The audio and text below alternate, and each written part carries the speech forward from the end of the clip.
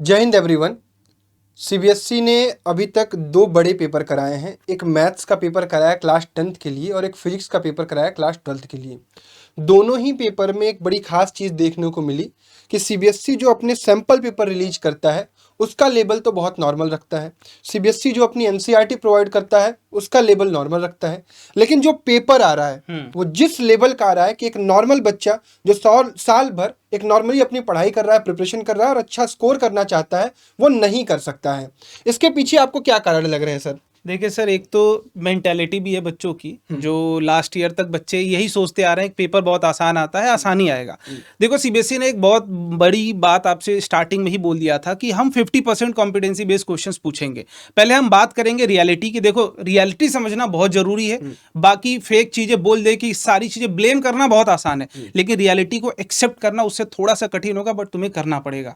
देखो, सीबीएसई ने बोला तो था कि भैया 50% कॉम्पिटेंसी बेस्ड क्वेश्चंस हम पूछेंगे, और वो ट्राई भी कर रहे हैं। मैथ्स में आपको थोड़ा सा सरप्राइज करे सर इन्होंने।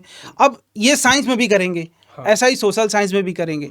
लेकिन मेरा सीबीएसई से या हमारा सीबीएसई से एक छोटा सा सवाल है, हम रिक्वेस्ट भी करना चाह रहे हैं सीबीएसई से कि क्या ये 50% कॉम्पिटेंसी क्वेश्चन जो आपने बोला ये सारे सेट के लिए है या सिर्फ स्पेसिफिक कुछ ही बच्चों के लिए, आप कुछ ही बच्चों को टेस्ट करना चाह रहे हैं? सर, बेसिक मैथ वाले बच्चों के साथ भी गलत हुआ है कि जो बच्चा मैथ में कमजोर है या आगे चल के मैथ उसको नहीं लेनी है, तो भाई वो बेसिक मैथ चूज करता है कि भैया हमें वो क्वेश्चंस न लगाने पड़े जो हार्ड लेवल के हो।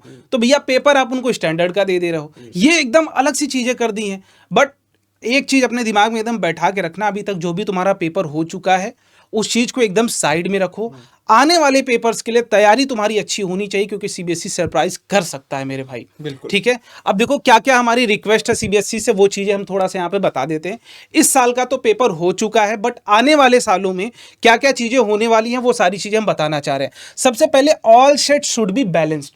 देखो, पेपर ईजी हो हार्ड हो मैटर नहीं करता, मैटर ये करता है कि सारे बच्चों को इक्वल लेवल का पेपर मिलना चाहिए। ऐसा नहीं कि किसी को बहुत हार्ड मिल गया, किसी को बहुत आसान मिल गया। आसान वाला सेम क्वेश्चंस करके ज्यादा मार्क्स लेके आ रहा है बोर्ड में, और जो बच्चा थोड़ी एफर्ट भी डाल रहा है उसका पेपर हार्ड आ गया, उसके मार्क्स कम आ रहे हैं। ये प्रेशर होता है, क्योंकि आप बहुत बड़ी एज में नहीं हो सर। अभी यहीं से कॉन्फिडेंस बच्चों के आते हैं कि हमारे बोर्ड में अच्छे नंबर आएंगे तो हम आगे चल के जेई की तैयारी करेंगे, नीट की तैयारी करेंगे। अब बोर्ड्स में ही आपके नंबर अगर कम आ जाएंगे तो ना रिलेटिव विश्वास करेंगे, रिलेटिव का दूर, पेरेंट्स तक नहीं बिलीव कर पाते हैं, कॉन्फिडेंस डाउन हो जाता है, बच्चे का भी हो जाता है। बिल्कुल, है ना। बोर्ड्स के रिजल्ट पे पेरेंट डिसाइड करते हैं कि बच्चे पे इन्वेस्ट करें या ना करें। अब देखो दूसरी चीज, चलिए दूसरी चीज सीबीएसई को यही ध्यान देना है कि इस साल जो अगर मैथ्स का पेपर उन्होंने टफ बनाया है, कई सारे बच्चों के साथ अगर अन्याय हुआ है, और हम भी इस चीज़ को समझ रहे हैं कि बच्चा जब एग्जाम हॉल में बैठा होगा तो उसको ये परेशानी झेलने को मिली होगी, तो कम से कम इस साल जो कॉपी चेकिंग होने जा रही है उसको एकदम लीनियंट कर देना चाहिए कि अगर बच्चा ट्राई किया है तो उसे नंबर दे देने चाहिए। कम से कम बच्चे फेल हो, अगर बच्चा नहीं ही लिखा है तो वो फेल होने के लिए लायक है कि बच्चा कॉपी में कुछ लिखा है नहीं, लेकिन अगर बच्चे ने अटेम्प्ट किया है, बच्चे ने प्रयास किया है, तो उसे पास करे। सीबीएसई ये चीज़ की जिम्मेदारी ले।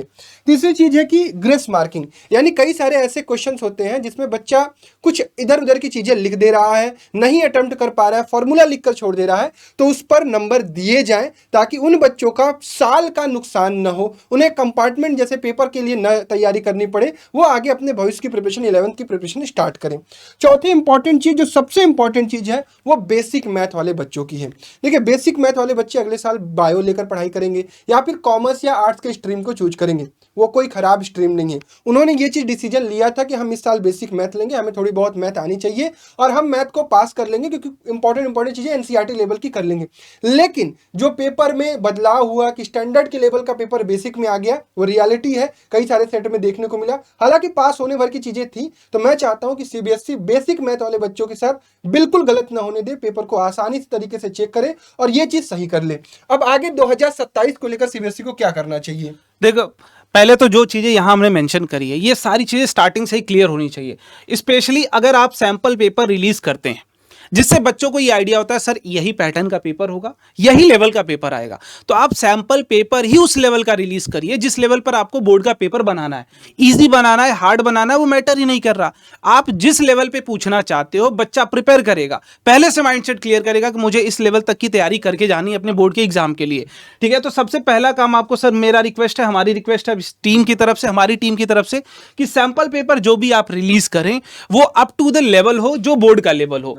दूसरी जो रिक्वेस्ट ये है कि बैलेंस्ड पेपर आप बनाएं। किसी बच्चे को ये ना लगे यार कि हमने मेहनत ज्यादा भी करी थी, मार्क्स तब भी कम आए, क्योंकि हर अलग अलग सेट बनाना आपकी मजबूरी हम समझते हैं, क्योंकि बहुत सारे बच्चे अटेम्प्ट कर रहे हैं सर।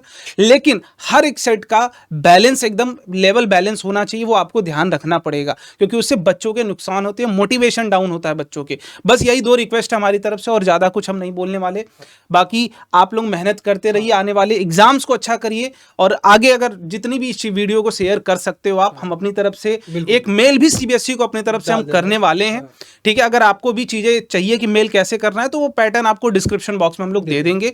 आप भी अपनी तरफ से एक छोटा सा मैसेज ड्रॉप कर दीजिएगा, ताकि आपके जो जूनियर्स हैं एटलीस्ट उनको कुछ हेल्प हो जाए।